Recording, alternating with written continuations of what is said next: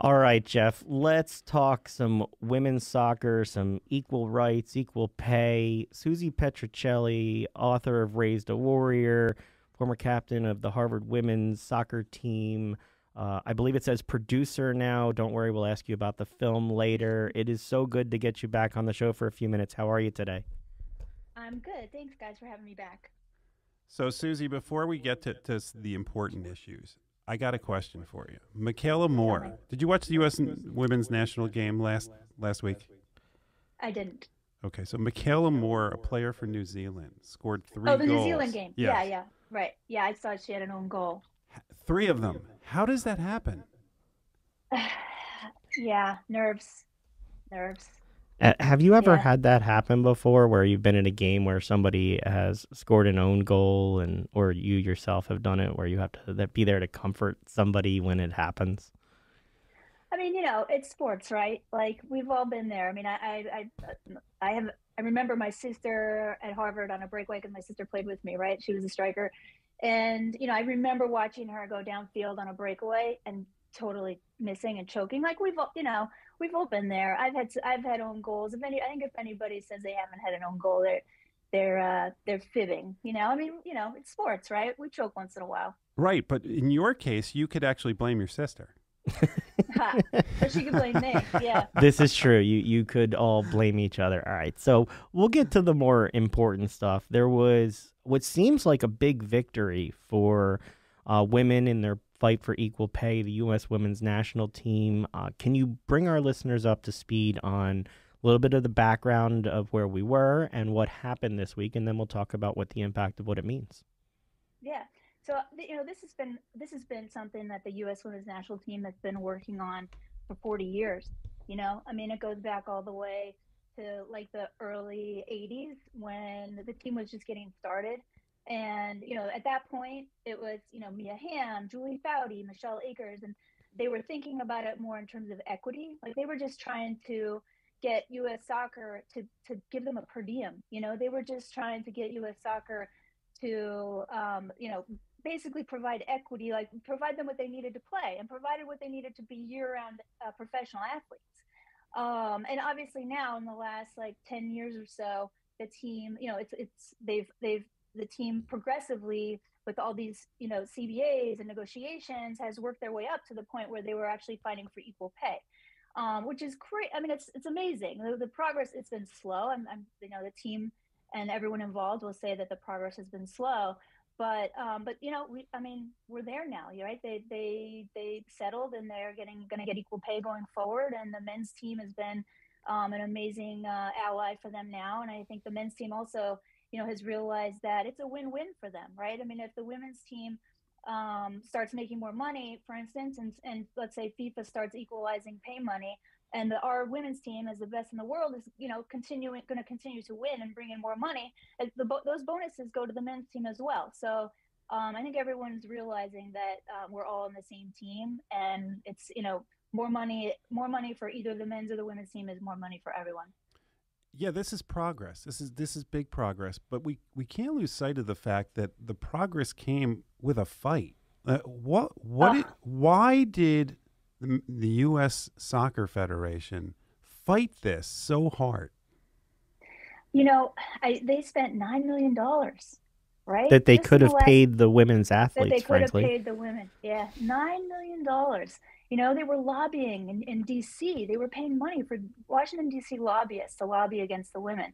I mean, the whole thing is just really crazy. I mean, the reason why Carlos Cordero, right, the past president, finally got removed was because they were putting out statements, and part of the lawsuit was that they were saying that the female athletes were like literally inferior to the male athletes. I mean, like he put himself in a terrible position. Then Nike, Volkswagen, like Budweiser, all their major sponsors are like, we just we don't agree. You got to go. So he put himself in that position, and I think it's just still this very old school way of thinking, and the soccer world is still very old school in that way. Unfortunately, I mean, you got to remember, right? Women's soccer was either banned or illegal in a lot of places in South America and Europe for half of the 20th century, right? So I mean, we're playing catch up. It's that old school mentality. There's still places in the world where they still frown on women playing football. I mean, in a way, we're lucky in the United States because soccer here is not sort of a territorial men's sport, right? But look, we're still struggling to get into American football. We're still struggling to get into baseball. Those are so in Europe, those sports are seen as more sort of, you know, uh, like soccer is still that masculine sport, so they're still very protective of it. We're lucky here in the United States because you know, in the 1970s and 80s, it was a little easier for us to get into soccer. I wanted to ask because, you have the Megan Rapinos and Alex Morgans who celebrated the victory at the same time recognizing that you can't go back and change the past. This is about kind of moving forward and making sure this doesn't happen again for women and they're treated fairly. The Mm-hmm. support wasn't unanimous. Hope Solo obviously is out there publicly, has been rather critical of the decision, saying it was heartbreaking and infuriating. I did want to ask the one point that she makes that she points out that this settlement is contingent on the women's national team reaching a collective bargaining The agreement. CBA, And right? and her Yeah. quote was, if the players had ever been successful in negotiating an equal CBA, there never would have been a reason to sue the federation in the first place. So she added, the agreement guarantees nothing to the next generation of players. Is that an unfair expectation that you not only have to make progress from where it was in the past, but guarantee that future? Or is it enough to say, we've taken the step here now, we have to keep watching to take those steps in the future? I'm just wondering where you come down on that one. You know, I mean, I think the decision that the settlement that was reached this week um, is monumental in a way. It is monumental in the way that it will change things for the future for girls. There's no that is done. That's not going back. It does rest on the CBA that, but they wouldn't have made that announcement. They wouldn't have announced a settlement if they weren't certain that the CBA was going to get passed. They have a few weeks to do it. And you got to remember, we have Cindy Parlow Cone now as president of U.S. Soccer, who's really made this whole thing happen. I mean, in my opinion, obviously the players have been pushing all these years to make it happen and to be ready to have somebody work with them on the right side of history. But if we didn't have Cindy Parlow Cone in that position right now because Carla was forced to step down, this probably wouldn't have happened. So She seems like she's been acknowledging some of the things that were done under that administration. Have you been surprised by that, or is it what you expected when they made that change? I actually thought she was a little reticent when she first started. She got the job out of the blue, right? Carlos was had to step down, and she was all of a sudden promoted to president. And so I think she was a little shell shocked at the beginning. I personally thought I sort of expected her to be like, "All right, guys, now it's our turn. Let's get to work." And she was a little slower than that, which is probably it's probably the right thing for her to do. It's probably the right thing to step into it slowly and observe and make sure she's putting every all the ducks in a row in order to make the things happen.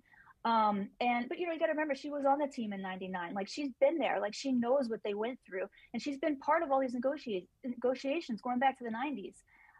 So I'm proud of her. I'm really proud of her. I'm happy that she's stepping up. I think it's really lucky that she was in that position. And luck and what's the saying is, luck is opportunity meets right? What's that Preparation. saying? Yeah. Yeah, opportunity meets preparation, which is exactly what happened here. So I'm proud of her. I think everyone's excited that, and now she needs to get reelected. If you can believe it, Carlos Cordero is running against her, which I just blows my mind, to be honest with you. And so we need Cindy to get reelected, and so we can keep moving forward in the right direction. Well, how important? We've talked to a lot of coaches about minority hiring in football and different sports. Same thing in soccer. How important is it to see people like you in positions of leadership, and how does that change the whole dynamic of progress? I think it's really important for little girls, especially, to see people like them in those positions, because until you see it, it's really, really hard to it's really hard to imagine yourself there. And it's really hard. It's very, very, it's much easier to follow somebody who's leading, who's setting the path, than to be that person at the front, like being the trailblazer, right?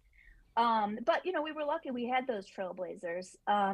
And it's just going to be easier going forward. But yeah, I mean, seeing those people, I think it's important for the representation. But it's also important to have those opinions. it's important to have those people's opinions, right? Because the diversity of opinions is what really makes things stronger. So there's progress Yeah. in who is leading. There's progress in the end result of what's being bargained. What needs to come next, and how do we get there? They need to pass the CBA, right? They need to come to an agreement with the men's team, and they need to start pressing FIFA to equalize pay money between the men's and the women's World Cup. That's really one of the most important next steps for us. And how do you get there? I mean, we're just going to start putting pressure on them. It's funny. I just had a conversation with one of the players on the team a couple of days ago, and my idea was to have, I'm trying to go easy on FIFA, to be honest with you. I'm trying to get them, instead of having, because the gender pay gap, right, the prize money gap is still growing, right? In the last World Cup, it grew again. So it's not even shrinking, and they haven't even halted the growth of the gap between the two prize money purses. So, we were talking about having FIFA commit to a certain percentage per year of closing the gap, right? Even if, and I was saying, let's make it a huge horizon. Let's make it let's make it 2% a year for the next 50 years. It may not happen in our lifetime, but I think that's something that they can commit to. It's not exactly what we want, but let's give them something that they can commit to, something palatable that won't, shake them completely to the core. And the person that I was talking to, I won't say who it was, but she was saying, no, it has to be 20% in 5 years. 20% per year in the next 5 years. So, I think we just need to get them to commit to stop growing the gap and start shrinking, start decreasing the prize money gap. And while you move the money in that direction, I believe the last time we had you on was after everything happened with the NWSL and the working conditions and what the women had been facing mentally and physically. How is that part of the game going? Are we making the sports safer for women to participate in? That's the goal, right? This was a huge year for the NWSL, obviously, and for women's sports in general. I think this is people keep saying this over and over, but it's a reckoning that's long overdue, not just in sport, not just in women's sports, but for women around the world, right? And so, I think part of the CBA, hopefully, I haven't heard this officially, but I'm assuming part of the CBA they'll be paying very close attention to safety and respect for players. They have to. So I'm assuming that will be built into the next CBA. There will be, reporting systems. There will be consequences. There will be things like that the NWSL Players Association is also working on. They'll be working really closely together. And it appears that there's more women that are getting into the front offices and ownership with regard to the NWSL. How important is that? That is also huge. Especially people who from outside the sports world that carry their own weight in their own sphere, like people like Natalie Portman and we have Serena Williams and Alexis Ohanian, part of the Angel City crew. And there's a great ownership group now growing in Chicago. So, I think those are all just huge positive signs for the growth in the game and the belief that women's sports is just going to, keep getting greater and greater and growing and growing. Well, let's talk about your own growth. When we first had you on, it was to talk about your book, Raised a Warrior. Since then, you've continued your journey. Tell us about being a producer and how your film career is coming. It's great. It's been really fun. I've figured out that I really love just telling stories that, are about peace and understanding between people, whether it's on or off the soccer field or in sports. It's been really, really fun. I really enjoy it. I'm now working on a TV series that's a feminist. It's a feminist topic. I can't say who it is about yet, but it's not about sports. But it is about feminism. It's about an important female leader in the past. So it's been great. I've just been sort of following my instincts and following my gut and trying to tell these stories that are so important, and at the same time, supporting, the WNBA, the women's hockey players, like all these organizations that are also fighting so hard for equality for women on and off the field. You mentioned the women's hockey players. I haven't gotten to the Olympics with Jeff yet, but I'm a ratings person. And while the ratings were not what they were hoping for, the bright spot was the women's gold medal game against Canada. had 3.54 million viewers. That's more than any NHL game televised in the United States this season. Wow. So I know. clearly, It's great entertainment. it It's is. great Look, entertainment. the women's hockey game is fast and it's fun, and they are very skilled. For people who haven't watched it, you're missing out. It's amazing. It That's is. It's one of the. I mean, I love watching any hocky. I think it's one of the most fun sports to watch. well, And don't watch the Flyers here. You might not like it as much, but just saying. That's funny. But the problem with women's hockey right now is growing the game globally, right? I mean, Canada and the United States have so dominated. How do you build from there to make sure that it grows throughout the world the way that women's soccer has? I mean, women's soccer was sort of poised for a boom, right? In the 70s and 80s, it was inexpensive. It didn't, at least in the United States, it didn't interfere, like I was saying, with sort of these male-dominated sports. So it was poised, but it's not growing that quickly yet. I mean, more recently it is, but it took a very long time for soccer to start growing in Europe and South America. The attitudes took a lot longer to change in other parts of the world, and I think hockey's getting there. I think obviously hockey has some barriers because it's expensive. It's hard to find ice time. All the equipment is expensive, so I think hockey will be a little slower to grow. But I also think that like right now, especially with social media, and you have these really exciting players like Kendall Coyne, and you have these amazing players who are proving that, like anytime they're talking, anytime they're on the ice, it's exciting to watch. So I think little girls out there now, it's just one of those things. Little girls are going to see them and they're going to want to be them. And they're going to realize that like once they get a chance to get out there on the ice, like there's no better feeling, right? There's nothing like it. I enjoy when they have them in the men's all-star competition and they win. Yes. That's always rather entertaining for me. That's the one I was thinking of. Susie Petruccelli, we always enjoy getting a few minutes with you. Thank you for what you're doing out there, leading the way with other people to make sure that the playing field gets leveled for women, and also for giving us a little bit of time each time to explain it all and make sure we're doing our part. So thanks you for the time. No, thank you guys. It really means a lot. It always does. Thank you. You have a great day. We'll talk to you soon. Okay, bye guys.